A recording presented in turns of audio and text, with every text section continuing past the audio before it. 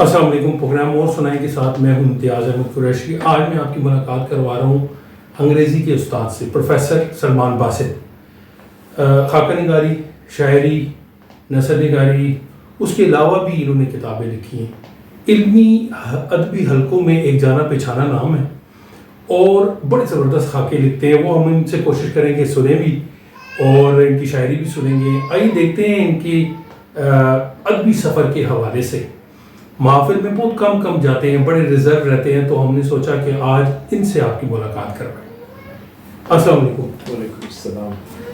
سر سلمان صاحب، آپ کا بہت شکریہ، آپ نے قیمتی وقت جو ہے ہمارے لیے جناب آپ کا شکریہ، آپ تو اتنی زحمت کر کے تشریف لائیں، میرے لیے بڑی خوشی اور فخر کی بات. My pride. اچھا سلمان باسط صاحب، آپ کے بارے میں لوگ جاننا چاہتے ہیں. ٹھیک ہے، ایک ادیب ہے، ایک فنکار ہے، ایک تخلیق کار ہے، پروفیسر ہے، انگریزی پڑھاتا ہے، لوگ جاننا چاہتے ہیں. میرا پہلا سوال آپ سے یہ کہ آپ کے نزدیک شاعری کیا ہے، ادب کیا ہے؟ ادب، دیکھیں ادب تو اصل میں ہر وہ لفظ ہے، ہر وہ لفظ ہے جو کہ جمالیات کے قالب میں ڈھل کے آتا ہے.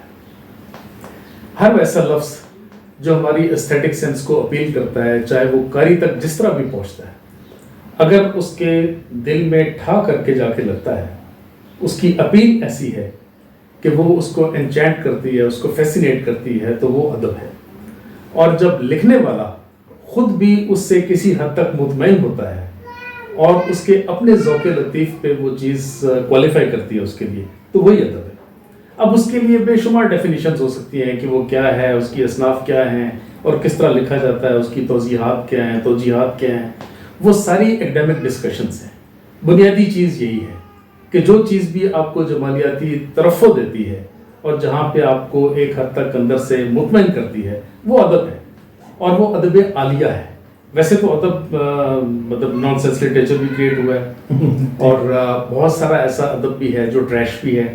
اور آپ بدقسمتی سے فیس بک پہ جہاں بہت پائے کا ادب بھی ہے، وہاں پہ بہت سارا ایسی ڈسیپشن بھی ہے کہ جس کو لوگ ادب سمجھ لیتے ہیں. کام کاری جو جس کی ادبی عالیہ تک رسائی نہیں ہے، وہ فیس بک پہ پوسٹ ہونے والی ہر نظم کو شاعری سمجھ لیتا ہے. تو وہ چیزیں بھی ہیں. سلمان صاحب، آپ نے بڑی اہم بات کی طرف، ابتدا میں نے آپ کو کہا نا انگریزی کے استاد ہیں، تو پھر آج ہم اس استادی کو دکھائیں.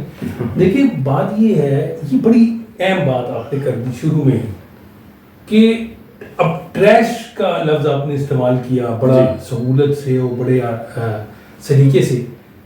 پھر ہم ایک عام قاری ہے، میرے جیسا قاری جو ہے، وہ کیسے اس کو پتہ چلے گا کہ یہ ٹریش ہے اور یہ ادب عالیہ ہے؟ دیکھیں قاری کے لیے بھی جس طرح لکھنے والے کے لیے چند بنیادی شرائط ہیں. لکھنے والے کے لیے مثلا شاعر ہے یا ادیب ہے، فکشن لکھتا ہے، کچھ بھی لکھتا ہے، جب وہ ادب تخلیق کرتا ہے تو اس کے لیے بنیادی چیزیں یہ ہیں کہ وہ مطالعہ بنیادی چیز ہے، مشاہدہ بہت اہم چیز ہے، آوارہ گردی بڑی اہم چیز ہے. تخلیق کار کے لیے گھومنا، تھوڑا سا وقت نکالنا، تھوڑی سی میڈیٹیشن کرنا، کسی حد تک ریکلوس میں جانا، سیکلوین میں جانا، یہ چیزیں اس کے لیے بہت زیادہ اہم ہیں. میں ذاتی طور پہ سمجھتا ہوں کہ ادبی حلقوں میں یا ادبی شخصیات کے ساتھ انٹریکشن اتنا اہم نہیں ہے جتنا اہم اس کا اپنی ذات کے ساتھ رہنا ہے اور ادب کا مطالعہ کرنا ہے. اور وہ ادب جس کی ہم بات پہلے کر چکے ہیں، جو ادب عالیہ ہے. تو جب رائٹر کے لیے وہ بنیادی کوالیفیکیشن ہے، تو قاری کے لیے بھی چند بنیادی تقاضے ہیں.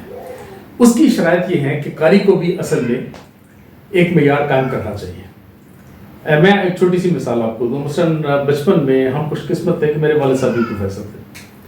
تو ہمارے والد صاحب بچپن میں ہمیں وہ جنوں پریوں کی کہانیاں نہیں پڑھنے دیتے تھے. وہ ہمیں ان چیزوں سے دور رکھتے تھے. جاسوسی کی کہانیاں نہیں پڑھنے دیتے تھے. ہم نے یہ عمران سیریز وغیرہ نہیں پڑھی.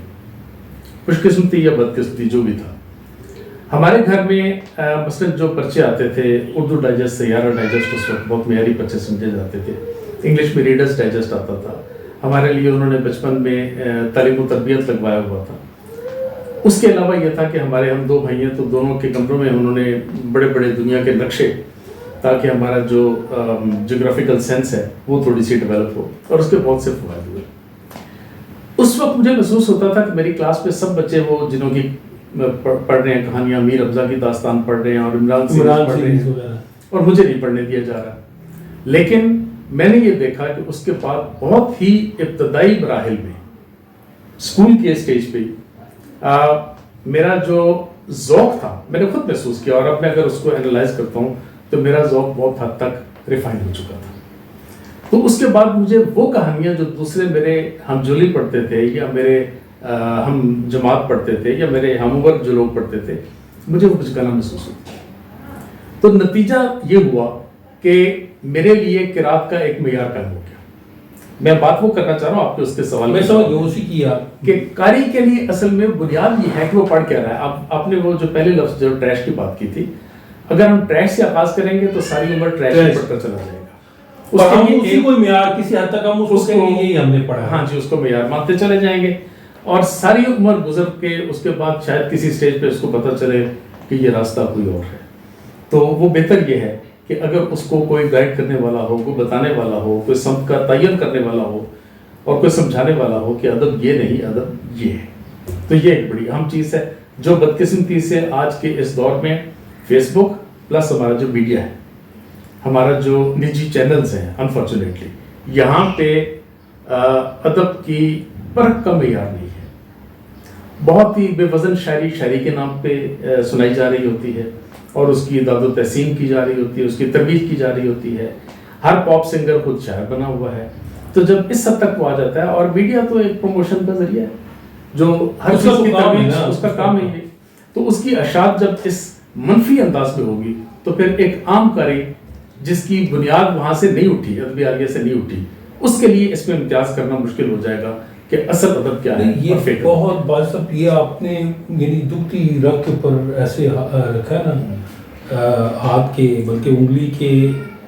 پھر اس کا مطلب تو آپ تو یہ ڈینائی کر رہے ہیں ہمارا جتنا بھی، اگر ہم بچوں کو اگر ہیری پاٹر پڑھا رہے ہیں یا ہم جنوں بھوتوں کی کہانیاں پڑھا رہے ہیں، تو ہم تو پہلے دن سے ہی ان کے معیار کی بنیاد رکھ رہے ہیں نا. وہ تو کام تو وہیں سے غلط ہو گئے. دیکھیں ہیری پاٹر بھی، اب بہت سارے لوگ اس سے مجھ سے اختلاف کریں گے. ہیری پاٹر کی بے شمار ان کے والیومز ہیں، سیریز ہیں، موویز بن چکی ہیں. میرے بچوں نے بھی وہ پڑھا اور ان کی موویز دیکھتے ہیں، سب کچھ کرتے ہیں. اس کا اپنا ایک چارم ہے اور شاید ہوگا، شاید میں چونکہ اس سے دور ہوں اور مجھے اس نے اٹریکٹ نہیں کیا تو ممکن ہے کہ میرے لیے وہ کسی قسم کی ٹیمپٹیشن کا باعث نہ بنا ہو. لیکن وہ انہی جنوں پریوں کی کہانی کا ایک دوسرا ورژن ہے، وہ ایک ریفائنڈ ورژن ہے. چونکہ جے کے رولنگ نے لکھا، جے کے رولنگ ایک بڑی کاداور رائٹر تھی اور بہتر لکھا اس نے، اور لینگویج اچھی لکھی اس نے. پھر اس لینگویج کے اندر سسپینس ہے جو ہلکا سا میں نے جس کو ٹچ کیا، بالکل اس میں تو اس کی وجہ سے. لیکن وہی تخیلاتی دنیا اس نے کریٹ کی ہے جو اصل میں کہیں ایگزسٹ نہیں کرتی. دیکھیں ادب جب ہم تخلیق کرتے ہیں، ایک بڑا ادب لکھنے والا یا ایک سچا تخلیق کار کون ہوتا ہے؟ جو کہ اپنے ارد گرد سے ایک آپ افسانہ لکھتے ہیں، کہ اپنے ارد گرد سے کردار اٹھائیں، کہانیاں اٹھائیں. ہاں وہ کہیں نہ کہیں ایگزسٹ تو کرتا ہے نا. افسانہ ہوتا کیا ہے؟ دیکھیں کسی کے چہرے پہ ملال کی ہلکی سی لکیر ایک افسانہ ہے، کسی کے ہونٹوں پہ کھلتا تبسم ایک افسانہ ہے. جب باد نسیم اٹکیلیاں کرتی ہے، پھولوں کو چھو کے گزرتی ہے تو وہ ایک افسانہ ہے. سڑک پہ بیٹھا ہوا ایک گداگر ایک افسانہ ہے. تو موضوعات تو ختم نہیں ہوتے، اور موضوعات وہی ہیں. مجید امجد آج بڑا شاعر کیوں ہے؟ مجید امجد نے یہی کردار اٹھائے تھے جن کا میں بھی ذکر کرتا ہوں. درست. اور وہ ہمیشہ قائم رہنے والا شاعر ہے. عام زندگی. اس سے پہلے جدید نظم کا بانی نذیر اکبر آبادی تھا. نذیر اکبر آبادی، اس کے بعد مجید امجد، اور مجید امجد کے بعد کوئی اصل میں اس طرح کا جو گراس روٹ لیول پہ جا کے جس نے چیزوں کو ٹچ کیا ہو ایسا شاعر نہیں آیا. دوسرے شاعر ہیں بڑے، درست کہہ رہے ہیں آپ، ان کی نفی نہیں ہے، مطلب ان کے اور ہیں. اس میں اقبال کا میسج اور ہے، فیض کی نوا اور ہے، وہ اور بات ہے. لیکن یہ لوگ ہمیشہ قائم رہیں گے اور ہمیشہ زندہ رہیں گے. یہ اس لیے رہیں گے کہ انہوں نے ان چیزوں کو ٹچ کیا جو کہ بنیادی چیزیں تھیں. عام آدمی کا جی ایک میرے لیے ٹھیک ہے، کبھی کبھی ذائقہ بدلنے کے لیے میں بھی جا کے میں نے دنیا گھومی ہے اور بہت ساری چیزیں ان کو میں بھی ایک چھوٹے سے میں نے ایک صنف کا آغاز کیا ہے سفری خاکے کے نام سے. فیس بک پہ پوسٹ بھی کرتا ہوں. دنیا میں جہاں بھی گیا ہوں بے شمار ممالک میں، تو چھوٹ اس کا یہ ہوتا ہے کہ وہ ایک وقت میں اور ایک ہی واقعہ اور ایک ہی منظر اس کی ڈپیکشن ہوتی ہے، تو وہ قاری 1-2 منٹ میں اس کو پڑھ لیتا ہے. اس کو میں نے بھی کیپچر کیا ہے، لکھا ہے، لیکن جب میں شعوری کوشش کروں گا، چونکہ وہ تو ہے صفحے خاکے، اس کی بنیاد وہ ہے اور وہ ملک کے اندر بھی ہے باہر بھی ہے، لیکن جب میں شعوری طور پہ یہ ارادہ کروں گا کہ میں نے لکھنا ہی وہ صرف ٹینا اور ڈیوڈ کی کہانی ہے اور میں نے صرف، تو اس کا مطلب یہ ہے کہ میں اپنے ماحول سے اور اپنی زمین کی جڑت سے انکار کر رہا ہوں، تو مس لیڈ بھی کر رہا ہوں نا. دیکھیں قاری جو ہے ایک چیز، جیسے آپ نے ایک بات کہی کہ ایک دنیا ہے ہی نہیں ہے اور آپ وہ کریٹ کرتے ہیں. چلیں آپ کا فن تو ہو گیا، لیکن ایکچولی آپ دیکھ کیا رہے ہیں نا. ایگزیکٹلی. تو انہی کرداروں کو جو ہمارے ارد گرد بکھرے پڑے ہیں، جو کہانیاں ہمارے سامنے موجود ہیں، اور ان کہانیوں کو اٹھا کے انہی کرداروں کو تخلیق کر کے ان کو گرو کر کے ہم جب وہ ادب کریٹ کرتے ہیں تو سب کو محسوس ہوتا ہے کہ میں نے یہ جانا کہ گویا یہ بھی میرے دل میں تھا. تو قاری کے دل پہ جا کے لگنا چاہیے، اس کی آواز پڑنی چاہیے، تو وہی اصل ادب ہوتا ہے میرے خیال میں. تو یہی ہونا چاہیے. مجھے یہ بتائیں کہ آپ ادب کی طرف کیسے آئے؟ چلیں آپ نے پڑھا، لٹریچر پڑھا، لیکن کیا آپ شروع سے ہی آپ کا رجحان تھا؟ لٹریچر پڑھنے سے پہلے بھی آپ لکھتے تھے یا اس کے بعد ادب میں داخل ہوئے؟ جیسے میں نے عرض کی کہ ایک تو بنیادی طور پہ ہمیں ماحول گھر سے ملا، اور گھر سے اس سے بھی تھوڑا سا پیچھے چلے جائیں تو میرے دادا جو تھے، ان کا نام غلام حیدر تھا اور وہ فارسی اور اردو کے شاعر تھے، اور ان کی کتابیں بھی تھیں، صاحب دیوان شاعر تھے. تو یہ ایک جینز میں چیز آتی ہے. اس کے علاوہ میرے دادا کے جو بھائی تھے وہ پنجابی کے پہلے ناول نگار ہیں، میرا بخش منہاس. ہاں اسی تو وہ مطلب ہسٹری میں ریکارڈڈ ہے. یہ میرا بخش منہاس جو پنجابی کے قاری ہیں وہ جانتے ہیں. جٹ دی کرتوت ان کا بہت مشہور ناول ہوا، پھر وہ جٹی اور بے شمار اور چیزیں ان کی نظمیں تھیں، اور چونکہ انہوں نے اپنی پنجاب کی رہتل کو موضوع بنایا. کیا؟ اور جٹ دی کرتوت اصل میں ان چیزوں کے گرد گھومتا ہے کہ وہ جو مسلمان تھے اور جو غریب کسان تھے وہ کس طرح ہندو بنیوں سے قرضہ لیتے تھے اور قرض کے بوجھ تلے دبتے چلے جاتے تھے. اور دوسرا اس کا یہ تھا کہ وہ اپنی جھوٹی رسومات جیسے شادی بیاہ کی ہیں یا اپنی پگ اونچی رکھنے کے لیے، اپنی انا کی تسکین کے لیے وہ جو قرضے لیتے چلے جاتے ہیں اور نمود و نمائش کے لیے، اور کس طرح اپنی اخلاقیات سے دور ہوتے چلے جاتے ہیں، سماجیات سے اور اپنے مذہب سے بھی. اور کیا اس کا ایڈیشن ابھی ہے؟ مطلب جی بالکل، وہ مارکیٹ میں موجود ہے، اکیڈمی آف لیٹرز میں بھی موجود ہے. اوہ ایسی اس کے وہاں پہ بک سٹور میں موجود ہے. اور تو یہ ایک ایسی چیز تھی جو میں سمجھتا ہوں جینس میں تھی. اس کے بعد ہم 2 بھائی ہیں. میرے بڑے بھائی ہیں عثمان خابر، وہ بھی شاعر ہیں. ان کا سفر نامہ بھی تھا ایک ہریالیوں کے دیش میں، ہمارا اکٹھا دونوں کا سفر تھا ازبکستان کا. تو یہ چیزیں قدرتی طور پہ اندر وہ ٹپکتی چلی جاتی ہیں، قطرہ قطرہ قطرہ قطرہ. تو بہت ارلی سٹیج پہ مجھے محسوس ہوا کہ میں بھی کچھ کر سکتا ہوں. تو میں نے میرے خیال میں 4تھی جماعت میں نے پہلا شعر کہا. وہ شعر تو پتہ نہیں کیسا تھا، کیا تھا، لیکن نہیں تھی پہلا شعر، اسی کے بعد تو دروازہ کھلا نا. جی دروازہ کھلا. وہ اگر یاد ہے تو سنا دیں. وہ بالکل بچگانہ شعر. خیر آپ نے بچپن میں ہی کہا. میں وہ میرے ایک کزن تھے بڑے، وہ مجھے پڑھا رہے تھے، تو انہوں نے کہا کہ تم باتیں کر رہے ہو تو وہ جو تختی پڑی ہوئی ہے سامنے وہ اٹھاؤ اور لکھو. تو میں نے ویسے بدی کہا، وہ نہ وزن میں ہے نہ کچھ، کہ تختی میری ابھی سوکھی نہیں، سورج کی گرمی بھی اٹھی نہیں. تو انہوں نے اب یہ شعر نہیں ہے، اس کو کوالیفائی نہیں کرتا، لیکن 4تھی جماعت کے ایک بچے کی اٹھان کے لیے 12 لکھے. ہاں اس کو قافیہ ردیف کا اہتمام اس میں موجود ہے، اور میٹر میں نہیں ہوگا لیکن وہ چیزیں ایسی تھی. تو وہ میرے کزن جو ہیں، وہ بڑے میرے محمد بھائی تھے، وہ ان کا بھی ادب کے ساتھ بڑا تعلق تھا. تو وہ بڑے محترف ہوئے. انہوں نے کہا کہ یہ تو مجھے اسٹل یاد ہے، پتہ چل گیا ہے. ہاں جی اعلان ہو گیا ہے. تو اس کے بعد چونکہ میرے بڑے بھائی بھی لکھتے تھے تو میں بھی ان کو دیکھ کے بیٹھ کے اپنی کاپی کھول کے لکھنا شروع کر دیتا. تو الٹی پلٹی چیزیں ہاں جو ابتدا میں ہوتی ہے. لیکن الحمدللہ میں میرا خیال ہے 9ویں جماعت تک پہنچتے میں بحر میں، میٹر میں، رائم میں بغیر کسی خامی کے، بغیر کسی نقص کے اور بغیر کسی غلطی کے میں لکھنا شروع ہو گیا. پہلے باقاعدہ غزل کب کی؟ کوئی یاد ہے؟ 7ویں 8ویں میں شروع ہو گیا تھا کام. لیکن 9ویں جماعت سے وہ ایسی چیزیں تھیں کہ جو میں اب اسکول میں بھی پڑھنا شروع ہو گیا. ہماری جب مجالس ہوتی تھی اس میں تھا، ڈیبیٹر میں ویسے تھا. تو میں اسکول کے لیے، کالج کے لیے، یونیورسٹی لیول پہ پھر میں ریپرزینٹ کیا اپنے اسکولوں کالجوں کو، بیسٹ ڈیبیٹر سلیکٹ ہوتا رہا. تو ساتھ ہی مشاعرے بھی، یہ بھی شروع ہو گئے.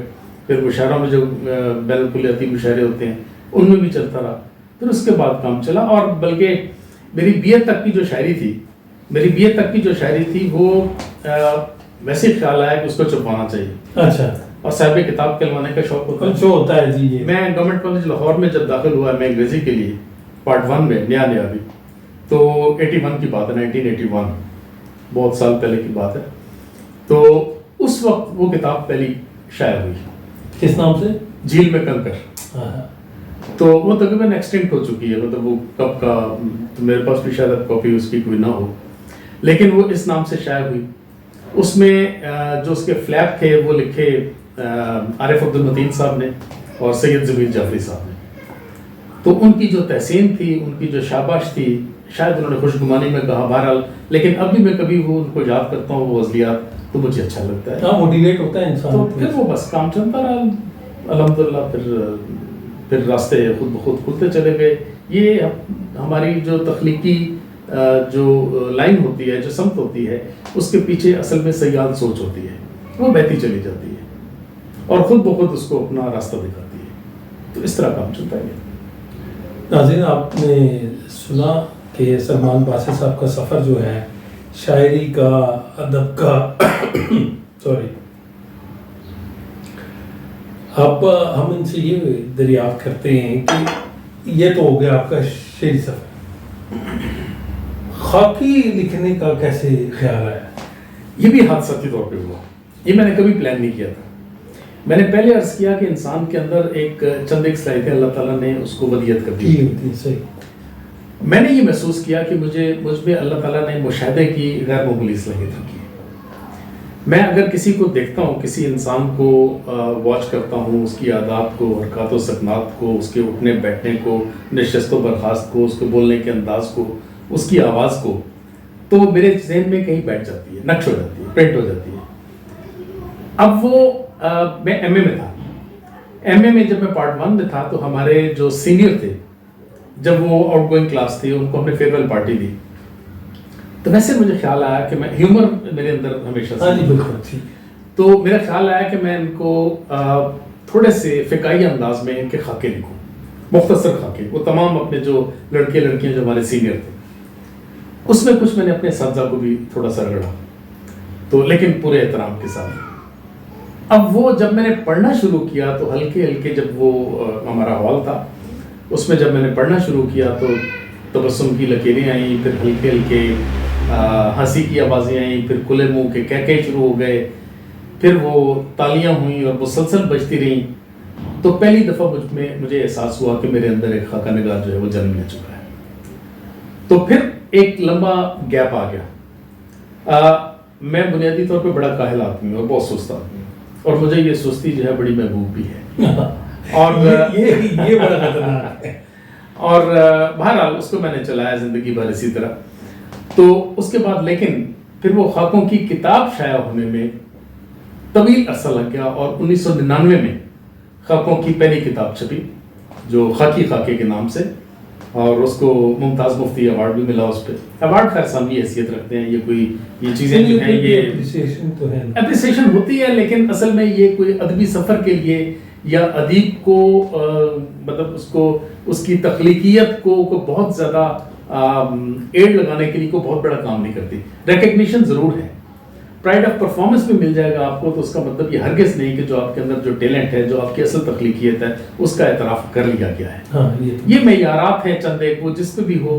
اور ہمارے بہت سے دوستوں کو ملے ہیں, بڑے اچھے ایوارڈز ملے ہیں, اور وہ ڈیزرو کرتے ہیں بجا طور پہ, اس میں ایسا کوئی نہیں. لیکن یہ بہرحال دوسری چیز ہوتی ہے. مجھے بھی چھوٹے موٹے الحمدللہ ملے ہیں کافی سارے, لیکن یہ چیزیں وہ لوگوں کی محبت ہے, دوستوں کے اگر کوئی اعتراف کرتا ہے تو ادیب کے لیے تو اس کا ادب بھی جو ہے, اور اس کی جو کاری کی جو ہے اپریسیشن جو ہے ایوارڈ ہوتے, دیکھیے اس کا کہا جو ہے وہ کاری تک. امتیاز صاحب, میں پہلے عرض کر رہا تھا کہ مجید امجد صاحب مجلسوں کے آدمی نہیں تھے, قطعاً مجلسی آدمی نہیں تھے.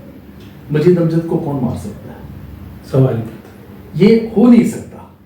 دیکھیں نا, بہت سارے لوگ ہمارے آج کے دور میں اقبال کی نفی کی جاتی ہے, لیکن اقبال کو کون ختم کر سکتا ہے؟ وہ الگ بات کہ انجمن حمایت اسلام میں ان کے وہ مشاعرے چلتے تھے, وہ نظمیں پڑھتے تھے, لیکن جس کے اندر جو تخلیقی نمو ہوگی, جو طاقت ہوگی, وہ قوت نکلے گی, اور وہ قاری تک پہنچے گی، اور لکھا ہوا حرف، چھپا ہوا حرف کبھی مرتا نہیں ہے اور وہ پہنچتا ہے اور وہ آب حیات پی جاتا ہے.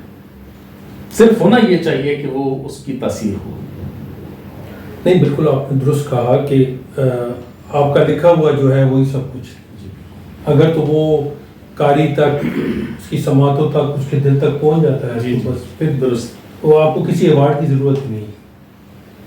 جو پہلا تیری عنایتیں نہ ملے تو کوئی گلا نہیں. اچھا سر، یہ تو آپ کا جو آپ نے بتایا کہ شعری مجموعہ کا بھی بتا دیا آپ نے، افسانے بھی لکھے آپ. جی، افسانے میں نے لکھے ہیں لیکن کم لکھے ہیں. مطلب اس میں افسانے کو پتہ نہیں کیوں میں نے کوئی مجھے سمجھ نہیں آئی، یا ایسا تھا کہ اصل میں نے کالم بھی لکھے، اخباری کالم بھی لکھے. اب جب آدمی ڈائیورس اطراف کی طرف نکلنا شروع ہو جاتا ہے نا، پھر اس کے لیے مسئلہ ہوتا ہے کہ کون سے راستے کو روکے اور اس راستے پہ چل نکلے. بس ایک راستے کا چناؤ کرنا یہ بڑا مشکل ہو جاتا ہے کہ جب آدمی کو احساس ہو. میں دعویٰ نہیں کرتا کہ میں am not master of everything, I am jack of all trade جو میں سے،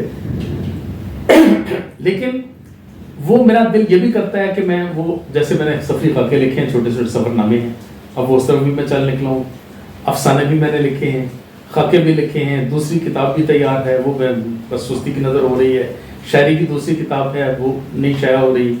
اور اس کے بعد نثر کی جب وہ بات آگے چلتی ہے تو مجھے ایک دن بیٹھے بیٹھائے خیال آیا کہ میں اپنی سوانی عمری، اگرچہ وہ بہت ارلی سٹیج تھی، ابھی میں اتنا بوڑھا نہیں ہوا، لیکن وہ بہت ارلی سٹیج پہ وہ میں نے سوچا کہ میں اپنی زبانیں لکھوں. مجھے اچھا لگتا تھا، مجھے ایک لفظ بڑا اچھا لگا کرتا تھا، نوسٹیلجیا. نوسٹیلجیا میں ایک عجیب و غریب قسم کی ایک جادش بخیریہ آپ کہہ لیں، ایک عجیب و غریب قسم کا رومان ہے اور ایک خاص اٹریکشن ہے، اس میں کشش ہے. مجھے ہمیشہ، میں جن مکانوں میں رہ آتا ہوں، جن گلیوں میں میں چلتا ہوں، یا جن علاقوں میں رہتا ہوں، یا جن دوستوں کے ساتھ گزارا ہوتا ہے، یا جن کرداروں کے ساتھ میں زندگی کچھ لمحات میں نے گزارے ہیں، وہ مجھے یاد آتے ہیں، مجھے ہانٹ کرتے ہیں. اور میں وقت نکال کے ان گلیوں میں، ان مکانات میں، ان شہروں میں، ان قصبوں میں، ان دیہاتوں میں جاتا رہتا ہوں ان کو صرف دیکھنے کے لیے. تو یہ مجھے خیال آیا کہ میں آغاز سے، جب میری یادداشت مجھے ساتھ دیتی ہے تو میں نے لکھنا شروع کیا. وہ الحمدللہ کافی حد تک اس میں نے جب فیس بک پہ پوسٹ کرنا شروع کیا تو دوستوں کا فیڈ بیک بڑا ہی پاورفل تھا. تو لوگ تقاضا کرتے تھے، اور سنجیدہ لوگ، اچھے قاری جو تھے، ہمارے ادبی دوست جو ہیں. تو پھر وہ مجھے خیال آیا کہ اس کو لکھتے رہنا چاہیے، لیکن اس کو بھی 4 سال لگ گئے. تو 4 سال کے بعد وہ 2019 میں وہ مکمل ہوئی. وہ بھی اس کا پہلا حصہ ہے، نوسٹیلجیا کے نام سے ہی میں نے اس کو رکھا، اور میری آپ کی دل. تو وہ پھر دوسرا حصہ میں لکھ رہا ہوں. اور یہ کتاب ہے، یہ اس کا فرنٹ ٹائٹل ہے اور یہ اس کا بیک ٹائٹل ہے. اور اس کتاب کا آپ نے انتصاب کس کے نام کیا؟ اس کا انتصاب پڑھنے کے لیے مجھے نقل کرنی پڑی. یہ اس کا انتصاب ذرا مختلف سا ہے کہ ان حسین لمحوں اور مہربان چہروں کے نام جن کی یادوں کے چراغ عمر بھر میرے دل کے تات میں جلتے رہے. کیا بات. تو کسی ایک شخصیت کے نام کرنے کی بجائے میں نے اس کو ان لمحوں اور نہیں درست. اچھا، یہ جو ہے نا انتصاب جو ہے، یہ بڑا پرسنل سی چیز ہے. جی بالکل. یہ آپ کسی کے نام بھی کریں نا تو اس میں آپ سے کوئی پاس پرس نہیں ہو سکتی، کیونکہ یہ ایک قاری کا اپنا. لیکن کئی لوگ اپنی ماں کے نام نہیں کرتے، سب سے کوئی اپنے والد کے نام کر دیتا، کوئی کس کے نام کر دیتا. تو یہ ایک بڑی، لیکن یہ بڑی ہی پرسنل چیز ہے، بہت پرسنل ہے، اور اس کو پرسنل ہی رہنا چاہیے. شاعری سنائیں ہمیں کوئی اپنی. جناب میں ایک غزل کی. ہم ایسے معجزے اپنی نظر میں رکھتے ہیں، ہم ایسے معجزے اپنی نظر میں رکھتے ہیں کہ ماورائے خبر بھی خبر میں رکھتے ہیں. ہم ایسے معجزے اپنی نظر میں رکھتے ہیں کہ ماورائے خبر بھی خبر میں رکھتے ہیں. کوئی بھی بات بنانے سے بن نہیں پاتی، کوئی بھی بات بنانے سے بن نہیں پاتی. عجب شکستگی دستے ہنر میں رکھتے ہیں، سنبھال رکھتے ہیں دامانے دل میں امیدیں، संभाल रखते हैं दामाने दिल में उम्मीदें, अजीब लोग हैं दुश्मन को घर में रखते हैं। क्या अच्छा है, क्या अच्छा। अजीब लोग हैं दुश्मन को घर में रखते हैं, और फकीर लोग हैं लेकिन मिजाज शाहाना। क्या अच्छा है।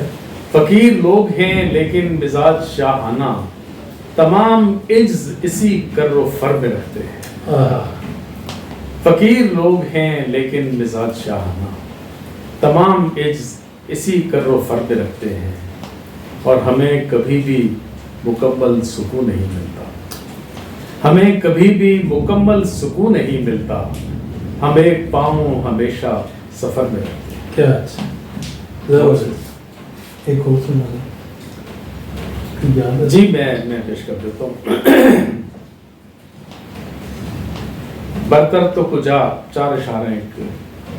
इरशाद। बरतर तो कुजा हम तेरे हमसर भी नहीं थे, बरतर तो कुजा हम तेरे हमसर भी नहीं थे, लेकिन तेरे अहबाब से कमतर भी नहीं थे। और किस्मत ने जिन्हें बख्शी है दस्तार फजीलत, किस्मत ने जिन्हें बख्शी है दस्तार फजीलत, वो लोग मेरे कद के बराबर भी नहीं थे।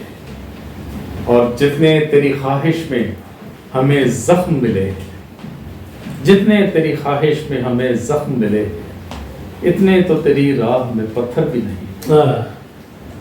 और इस उम्र दिलारा में तेरे वस्ल के लम्हे, इस उम्र दिलारा में तेरे वस्ल के लम्हे, कम कम तो नहीं थे मगर अक्सर भी नहीं थे। बहुत शुक्रिया जनाब। बहुत अच्छा। तो अब मुझे ये बताएं कि आप अंग्रेजी अदब पढ़ाते हैं जी। कौन सी अंग्रेजी अदब की किताब है जो आपकी फेवरेट है? वैसे तो बहुत सारी होंगी, लेकिन राइटर, किताब और इसी तरह उर्दू में भी बताएं। ये वैसे तो वाकई चुनाव बड़ा मुश्किल है। बहुत सारी ऐसी किताबें भी हैं, बहुत सारे राइटर्स हैं जो मुझे मेरे दिल के बहुत करीब हैं, और फ़र्क चीज़ें भी हैं जो मुझे बहुत महबूब हैं। अगर पहले की लिटरेचर की बात कर लेते हैं, लेकिन जब मैं एमए करने के लिए गवर्नमेंट कॉलेज गया तो हमने पहले सेमेस्टर में शेक्सपियर का प्ले पढ़ा, हैमलेट। एक तो वो ड्रामा ऐसा था, दूसरा हमारे पढ़ाने वाले उस्ताद थे मरहूम प्रोफेसर अब्दुल अजीज भट्ट साहब। उन्होंने जिस रसान से और जिस रचाव से और जिस मोहब्बत से और जो एक अजीब व गरीब किस्म की फ़ज़ा तख्लीक करके वो हमें ड्रामा पढ़ाया, तो जब मैंने उसको पढ़ता चला गया तो मुझे ऐसे लगा कि शेक्सपियर की हैमलेट की हर लाइन अंडरलाइन करने वाली है। मैं उसको अंडरलाइन करता चला गया, फिर मैंने देखा ये तो सारी किताब अंडरलाइन हो गई। हर लफ्ज़, हर सतर, हर डायलॉग वो ऐसा था कि जो कि दिल के अंदर उतरता चला गया। तो हैमलेट ने मुझे बहुत ज़्यादा मुतासिर किया, शेक्सपियर के उस प्ले ने हैमलेट। फिक्शन में अगर वो बात करें तो हार्डी के जो नावल थे, और ख़ासतौर पे 2 नावल्स, एक तो टेस्ट ऑफ डिबोविल्स और मेयर ऑफ कैस्टरब्रिज, कमाल के नावल हैं। और मैं समझता हूँ कि अदब के हर संजीदा कारी को और हर अदीब को, ख़ासतौर पे अफसाना निगारों को और फिक्शन लिखने वालों को ये नावल ज़रूर पढ़ना चाहिए। इसके साथ भी और बहुत सारी चीज़ें हैं जो साथ साथ चलती चली जाती हैं। उर्दू की जहाँ तक बात है तो फिक्शन में जहाँ मुझे बड़े नावल निगारों ने मुतासर किया, उसमें अब्दुल्ला हुसैन का उदास नस्ल ने दिल में अब तक जगह बना के रखी हुई है। फिर मुझे शायद बहुत सारे लोग उसको बड़ा नावल शुमार ना करें, लेकिन खदीजा बस्तूर का आंगन भी मुझे बहुत ही महबूब है। फिर जबीला हाशमी का दश्त सूस, ये ख़ास तौर पे जो 3 नावल हैं। और आप बीतियों में शाहबनामा ने बहुत ही गहरा छेद किया दिल में। तो उसके बाद मुख्तार मसूद साहब की आवाज़ दोस्त और लौहे अय्याम, सफ़र नसीब भी है, लेकिन मुझे इन 2 किताबों ने ज़्यादा मुतासिर किया। तो शायरी में तो हम मुरीद हैं जनाब गालिब के और इकबाल के और इन लोगों के, वो सब हमारे लिए रोशन मनारे हैं, और उनको देख देख के हमारे जदीद ऐप में भी बेशुमार लोग। मेरा आखिरी सवाल आपसे ये है कि सलमान बासित साहब, आपने तनकीद लिखी, तनकीद पढ़ी, या तनकीद के बारे में आपका क्या नजरिया है? इम्तियाज साहब, आप बड़ा अजीब आपको महसूस होगा कि तनकीद मैंने, चूँकि मैं अदब का तालिब इल्म था तो अंग्रेज़ी तनकीद भी मैंने पढ़ी और शौक़ के लिए मैंने उर्दू की तनकीद भी पढ़ी।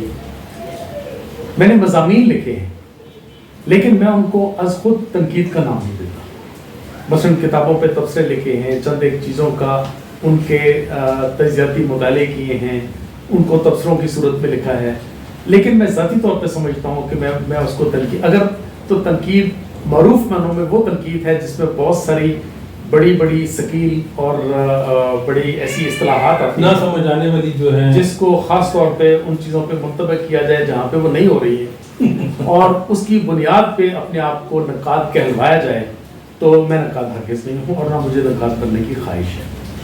और दूसरी चीज़ ये है कि मैं ये एक अजीबोगरीब किस्म की बहस चली आती है कि किसका मुकाम ज़्यादा बुलंद है, तख्लीक़कार का है या नक़ाद का है।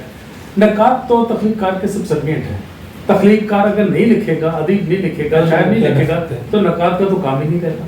लेकिन नक़ाद ये ज़रूर करता है कि वो उसके मुकाम का अपनी समझ बूझ के मुताबिक, अपनी तरबियत के मुताबिक और अपनी जो तालीम है, जो मुताला है उसका और जो उसकी लुग़त है, उसके मुताबिक वो उसका तज्ज़िया करता है और उसके मुकाम का तयन करता है। अब ये भी देख लें कि एक ही शायर और एक ही अदीब और एक ही नावल या एक ही शायरी के मजमूए के मुख्तलिफ जो नक़ाद हैं, उन्होंने मुख्तलिफ तरीके से उसकी तौजीहात दी है। हाँ, उनका ज़ाविया नज़र मुख्तलिफ हो गया है। लेकिन बड़े अदब की पहचान ही ये है कि असल में कि उसकी इंटरप्रिटेशन बहुत ज़्यादा हो और मुख्तलिफ उसके एंगल्स हों, मुख्तलिफ उसके ज़ाविये हों। अभी मैंने हैमलेट की बात की। हैमलेट का जो कहते हैं कि जो उसका जो क्वेश्चन है दैट इज स्टिल अनरिजॉल्व्ड, उसमें बेशुमार किताबें लिखी गई हैं लेकिन वो अभी तक ज़ेर बहस है। इसी तरह ये बहस चलती रहेगी। तो जो मीर ने कहा, जो गालिब ने कहा, जो इकबाल ने कहा, जो फैज़ ने कहा, जो हमारे जदीद हमारे हमअसर सीनियर जो लोग थे उन्होंने कहा, ये चलता चला जाएगा। उनके मुकाम का तयन आने वाला वक्त करेगा जो हाथ में मीज़ान रख के तोलेगा उनको, उसके बाद पता चलेगा कौन ऊपर जाता है और कौन नीचे जाता है। बहुत शुक्रिया जी, बहुत नवाज, बहुत ज़बरदस्त गुफ्तगू रही। बड़ी मोहब्बत आपकी जनाब, बहुत शुक्रिया, बड़ा अच्छा लगा। अल्लाह।